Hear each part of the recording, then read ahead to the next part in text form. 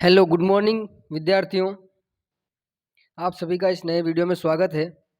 आज मैं लेकर आया हूँ अर्धवार्षिक परीक्षा 2023 कक्षा 9 विज्ञान का पेपर, इसका सॉल्यूशन लेकर आया हूँ। और आगे आने वाली परीक्षाओं में भी इसमें से बहुत सारे प्रश्न मिल सकते हैं।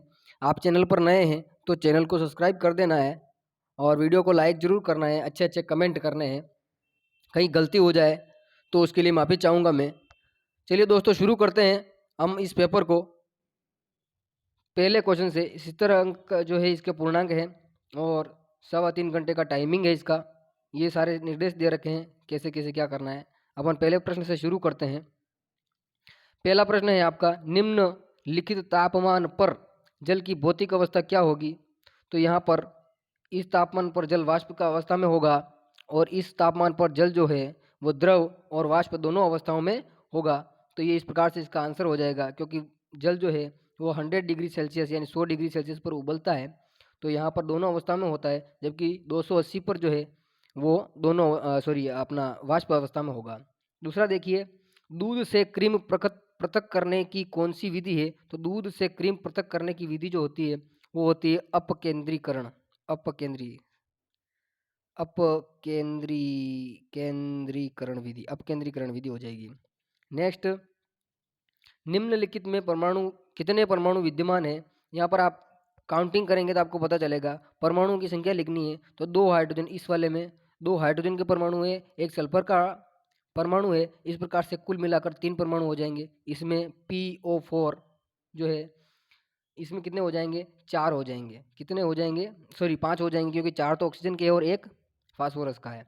नेक्स्ट देखिए, IUPAC का पूरा नाम।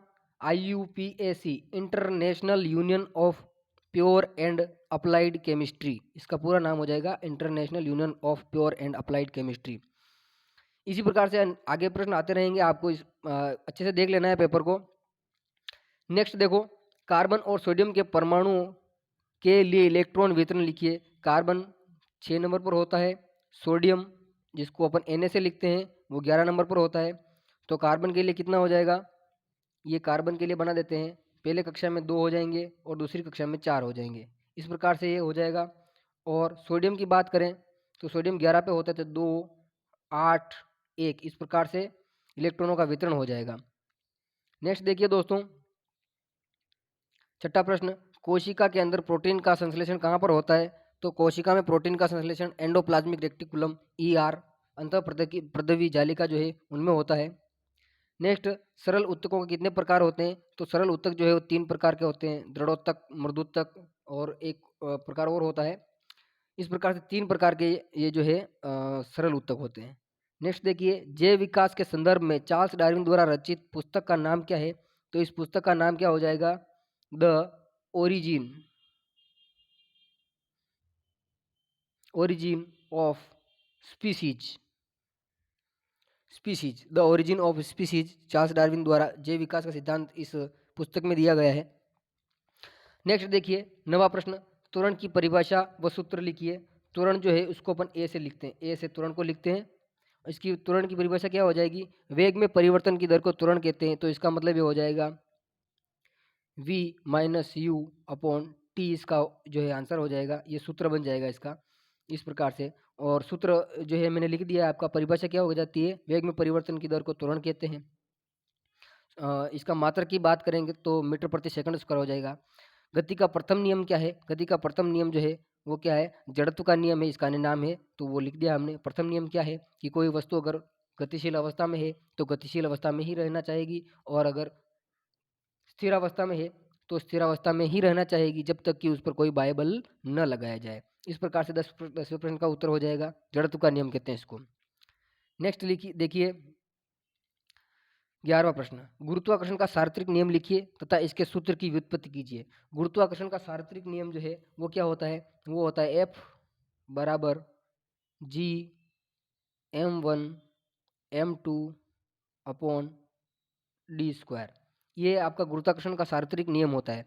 तो यहाँ पर आपको इसकी सूत्र की व्युत्पत्ति करनी। व्युत्पत्ति करने का मतलब ये सूत्र कहाँ से आया, तो लिखना है कि कोई भी 2 पिंड होते हैं उनके बीच में लगने वाला जो बल होता है, नंबर 1 उन दोनों पिंडों के द्रव्यमान के गुणनफल के समानुपाती होता है, और दूसरा उन दोनों पिंडों के मध्य की दूरी के वर्ग के व्युत्क्रमानुपाती होता है। इस प्रकार से इस सूत्र की व्युत्पत्ति हो जाएगी और फिर अपन समानुपाती स्थिरांक लगाएंगे और वो जी लगाएंगे। इसको सार्वत्रिक गुरुत्वीय नियतांक कहते हैं, समानुपाती स्थिरांक। इस प्रकार से ये हो जाएगा। फिर नेक्स्ट देखिए 12वां, शक्ति क्या है? शक्ति का सूत्र लिखिए, मात्रक लिखिए। शक्ति क्या होती है? कार्य करने की दर को शक्ति कहते हैं। तो शक्ति को हम लिखते हैं P से, और कार्य करने की दर जो होती है ये कार्य W हो जाएगा, दर मतलब समय हो जाएगा, और इसका मात्रक जो है वो हो जाएगा वाट, WATT, वाट। शक्ति का मात्रक वाट हो जाएगा और जूल प्रति सेकंड हो जाएगा इसका, इसी को अपन वाट कहते हैं। इस प्रकार से सूत्र और सब लिख दिया अपन ने। 1 वाट शक्ति को परिभाषित कीजिए, वही फॉर्मूला वापस लिखेंगे अपन। P बराबर क्या हो जाएगा? W/T। अब देखो 1 वाट शक्ति कब होगी? जब 1 जूल ऊर्जा 1 सेकंड में खर्च हो जाएगी तो हम कहेंगे कि शक्ति कितनी है? 1 वाट हो जाएगी। इस प्रकार से इसका मात्रक वाट को लिख सकते हैं, 1 वाट को। फिर देखिए 13वां, यात्रा शुरू होते ही कार का ओडोमीटर 2000 किलोमीटर प्रदर्शित कर रहा था और यात्रा समाप्ति पर 2400 किलोमीटर हो गया। इस यात्रा में 8 घंटे लगे और कार की औसत चाल ज्ञात कीजिए। दोनों में ज्ञात करने, किलोमीटर प्रति आवर में और मीटर प्रति सेकंड दोनों में ज्ञात करनी है। यहाँ पर कुल दूरी जो डी है वो अपनी 400 हो जाएगी। क्यों? क्योंकि 2000 तो पहले ही था, फिर 2400 किलोमीटर हो गया तो 400 किलोमीटर वो चल गया। इस प्रकार से टाइम कितना लगा? 8 घंटे लगे। तो अब आपको औसत चाल ज्ञात करनी, तो चाल बराबर क्या होता है? चाल चाल जो होती है एस बराबर दूरी बटे हुए समय। दूरी है 400 और समय है 8, तो 8×5 = 40, 50 किलोमीटर प्रति घंटा। कितना? 50 किलोमीटर प्रति घंटा हो जाएगा। और ये 50 किलोमीटर प्रति घंटा जो आया है इसको अपने को मीटर प्रति सेकंड में चेंज करना है। तो 50 मीटर प्रति सेकंड में चेंज करने के लिए अपन करेंगे 5/18। इस प्रकार से गुणा कर देंगे तो 5×5 = 25 हो जाएगा, 250/18। इसको अपन सोल्व कर लेंगे तो अपना आंसर आ जाएगा। इस प्रकार से इसका हल निकलेगा। 14वां प्रश्न देखिए, द्रव्यमान और भार में अंतर लिखिए। यहाँ पर 3 नंबर का है तो अपन एक तरफ द्रव्यमान लिख देंगे, है ना, द्रव्यमान, एक तरफ भार लिख देंगे। तो द्रव्यमान जो है किसी भी वस्तु के जड़त्व की माप होती है। द्रव्यमान जो है वो एक अदिश राशि होती है। द्रव्यमान किसी वस्तु में जितने पदार्थ लगता है वस्तु को बनाने में वो उसका द्रव्यमान होता है। जबकि अपन भार की बात करें तो जब द्रव्यमान को गुरुत्वीय त्वरण से गुणा किया जाता है तब जाके भार आता है। भार एक सदिश राशि है जो हमेशा नीचे की दिशा में काम करता है। इस प्रकार से अपन इनमें अंतर लिख सकते हैं। इसको m से लिखते हैं जबकि इसको w से लिखते हैं।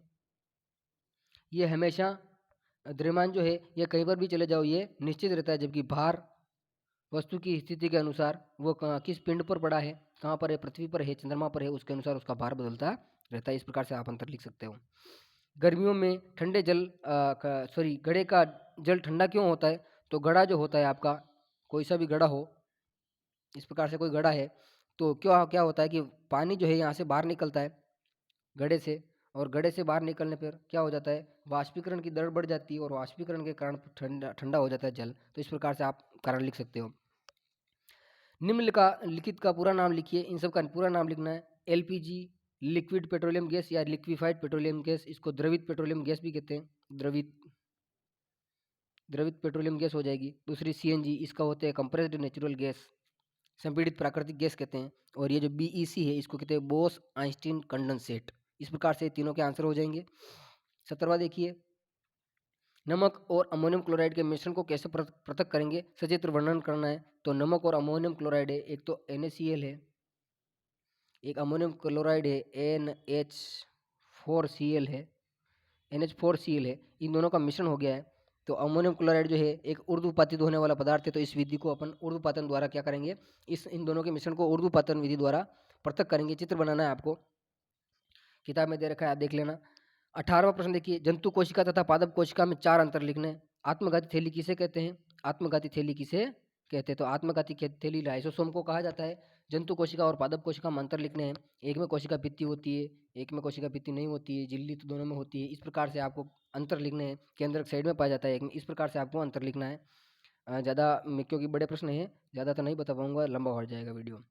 नेक्स्ट देखिए, न्यूरॉन की संरचना समझाइए, इसका चित्र बनाइए। न्यूरॉन जो है यानी तंत्रिका कोशिका, तंत्रिका कोशिका, इस प्रकार की तंत्रिका कोशिका होती है, इस प्रकार की तंत्रिका कोशिका होती है। और मैं बना देता हूँ इस प्रकार से, यहाँ पर केंद्रक होता है, ठीक है। यहाँ पर जो है दो तंत्रिका कोशिकाओं के बीच में खाली स्थान को सिनेप्स कहा जाता है। डिडेंड्रॉन, एक्सॉन सब आप नाम लिख देंगे, इस प्रकार से इसका हो जाएगा। आपको इसका लिखना है, चित्र समझाना है इसको। फिर देखिए, पेरिफेरा और सिलेंट्रेटा वर्ग के जंतुओं में 3 अंतर लिखने हैं, आपको अंतर लिखने हैं। ये आपके जंतुओं के वर्गीकरण में आपको देखना है। फिर आगे देखिए 21वां प्रश्न, ये 21वां प्रश्न है।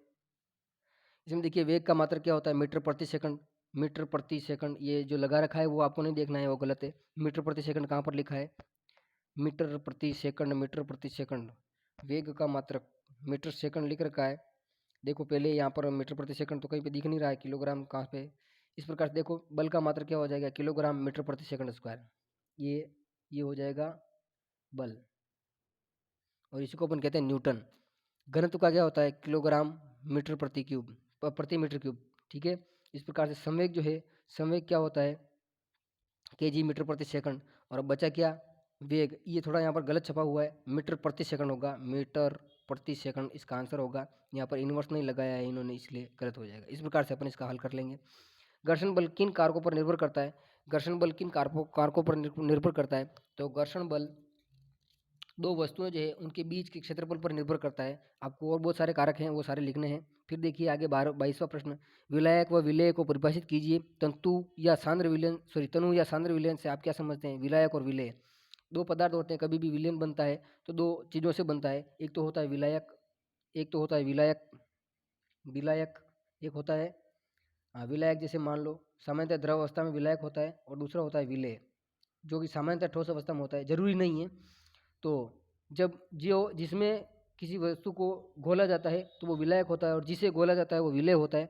दोनों की परिभाषा लिखनी है। तनु और शांत विलयन में क्या है, तो इकाई आयतन में विलेय की, विलायक के इकाई आयतन में विलेय की संख्या कितनी है, मात्रा कितनी है, उसको अपन क्या कहते हैं, उसकी सांद्रता या तनुता कहते हैं। इस प्रकार से आपको इसको परिभाषित करना है। नेक्स्ट देखिए 23, निम्न के सूत्र लिखिए। सोडियम हाइड्रोक्साइड का सूत्र लिखना है, तो सोडियम हाइड्रोक्साइड का हो जाएगा NaOH, फिर एल्यूमिनियम क्लोराइड AlCl3 हो जाएगा। फिर आपको लिखना है सोडियम सल्फाइड Na2S हो जाएगा। और फिर मैग्नीशियम हाइड्रोक्साइड MgOH का होल 2 लिख देंगे यहाँ पर। इस प्रकार से इसका हो जाएगा। तो ये चारों के सूत्र लिखने, 4 नंबर हो जाएंगे। 24वां, 3 कक्षाओं वाले बोर के परमाणु मॉडल का चित्र बनाना है। ये लो 3 कक्षाओं वाला, ये बीच में नाभिक हो जाएगा, ये कक्षा 1, कक्षा 2, कक्षा 3। इस प्रकार से बोर का मॉडल बनाना है। बोर ने कौन सा मॉडल दिया था, है ना, वो बनाना है। नेक्स्ट, क्या अल्फा कणों का प्रकीर्णन प्रयोग सोने के अतिरिक्त दूसरी धातु से भी संभव है, दूसरी धातु से भी संभव है या नहीं है, हो सकता है संभव, है ना। फिर देखिए आगे, अमीबा और पैरामीशियम का नामांकित चित्र बनाना है। अमीबा बनाना है, पैरामीशियम बनाना है। अमीबा तो आपको पता है कैसा होता है, ये अमीबा ऐसा ऐसा ऐसा होता है, इसकी कोई आकृति निश्चित नहीं होती है। पैरामीशियम किस इस प्रकार का होता है, ये इस प्रकार का पैरामीशियम होता है, ये लो साहब। तो ये आपको चित्र बनना है। फिर 26वां, किसी वस्तु के एक समान व असमान गति के लिए समय दूरी ग्राफ की प्रकृति क्या होगी, दोनों गति के लिए ग्राफ बनाकर समझाइए। एक समान व असमान गति के लिए, जब गति एक समान होती है तो इस प्रकार से ग्राफ जो है वो एक समान गति के लिए यूँ आएगा, एक समान गति है। और दूसरा है आपका असमान गति, असमान गति के लिए ग्राफ जो है कैसा भी हो सकता है, ऊबड़ खाबड़ कैसे भी हो सकता है, इस प्रकार समझाना है। एक एथलीट वृत्तीय रास्ते जिसका व्यास 200 मीटर है, एक चक्कर 40 सेकंड में लगाता है। 2 मिनट 20 सेकंड के बाद यह कितनी दूरी तय करेगा। 40 सेकंड में चक्कर लगाता है तो 1 सेकंड में कितना लगाएगा, 1 सेकंड में कितनी मीटर दूरी चलेगा, तो यहाँ पर 1 सेकंड में 5 मीटर दूरी हो जाएगी। 1 सेकंड में कितनी हो जाएगी, 40 का भाग 200 में 5 मीटर हो जाएगा। तो ये दूरी हो गई।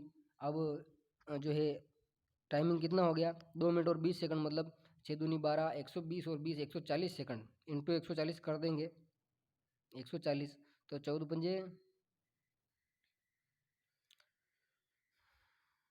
70 और जीरो लग जाएगा यहाँ पर। तो यहाँ पर कुल मिलाकर 700 मीटर की जो है दूरी हो जाएगी, और उसका विस्थापन विस्थापन 200 200 200 200 200 200 आपको यहाँ पर एक वृत्ताकार पथ मिलेगा, उसमें आपको विस्थापन भी ज्ञात करना है। द्रव्यमान संरक्षण का नियम लिखिए। तो किसी भी रासायनिक अभिक्रिया में द्रव्यमान को न तो उत्पन्न किया जा सकता है और न ही नष्ट किया जा सकता है, वह हमेशा कैसा रहता है, जैसा पहले था वैसे ही रहता है। ये द्रव्यमान संरक्षण का नियम है, स्थिर अनुपात का नियम। तो कोई भी पदार्थ चाहे कहीं से भी बना लो, उनमें जो संगठन का पदार्थों का संगठन है, विभिन्न तत्वों का जो अनुपात है वो हमेशा कैसा रहता है, स्थिर रहता है। इसको स्थिर अनुपात का नियम कहते हैं। फिर नेक्स्ट देखिए, हाइड्रोजन एवं ऑक्सीजन द्रव्यमान के अनुसार 1:8 के अनुपात में संयोग करके जल निर्मित करते हैं। 3 ग्राम हाइड्रोजन गैस के साथ पूर्ण रूप से संयोग करने के लिए ऑक्सीजन गैस के कितने द्रव्यमान की आवश्यकता होगी। अब यहाँ पर आपको ध्यान में देना है, हाइड्रोजन जो है, हाइड्रोजन का द्रव्यमान 1 होता है इस प्रकार से, और दूसरा क्या है अपना 8। यहाँ पर ऑक्सीजन का द्रव्यमान 16 होता है। तो द्रव्यमान का अनुपात ये होता है। अब देखिए 3 ग्राम हाइड्रोजन, ये 3 हो गया है, तो पूर्ण रूप से सोलती 48 ये आपका अनुपात मिलेगा। इसको 2 से गुणा कर दिया, सॉरी 3 से गुणा किया, तो इसको भी 3 से, सॉरी ये मैंने गलत लिख दिया, 48 ही आएगा। तो इस प्रकार से आपको द्रव्यमान की आवश्यकता होगी 48 ग्राम। उदाहरण के साथ व्याख्या कीजिए कि परमाणु संख्या, द्रव्यमान संख्या, समस्थानिक और संभारिक, इन सबको बताना है। परमाणु संख्या क्या होती है, प्रोटॉन की संख्या को परमाणु संख्या कहते हैं। द्रव्यमान संख्या क्या होती है, प्रोटॉन और न्यूट्रॉन की संख्या का योग होता है। समस्थानिक और संभारिक क्या होते हैं, जिनके परमाणु क्रमांक समान होते हैं। ऐसे परमाणु जिनके एक ही तत्व के ऐसे परमाणु जिनके परमाणु क्रमांक क्या होते हैं, समान होते हैं, और जबकि भार जो है भिन्न भिन्न होते हैं। दूसरा संभारिक, अलग अलग तत्वों के ऐसे परमाणु जिनके भार समान होते हैं। समस्थानिकों के कोई 2 उपयोग लिखने, समस्थानिकों के उपयोग कहाँ पे करते हैं, जैसे यूरेनियम का समस्थानिक 235 है, 239 है, 239 है। इस प्रकार से इनका नाभिकीय भट्टी में उपयोग करते हैं। क्लोरीन के समस्थानिक होते हैं, ऑक्सीजन के भी समस्थानिक होते हैं। इस प्रकार से ये आपके पूरे पेपर का हल हो गया है। साथियों, वीडियो अच्छा लगा हो तो शेयर करना है, लाइक करना है, सब्सक्राइब जरूर करना है, और नेक्स्ट भी ऐसे ही आपके लिए मॉडल पेपर लाता रहूँगा। धन्यवाद, bye bye, tata, goodbye, पढ़ते रहिए।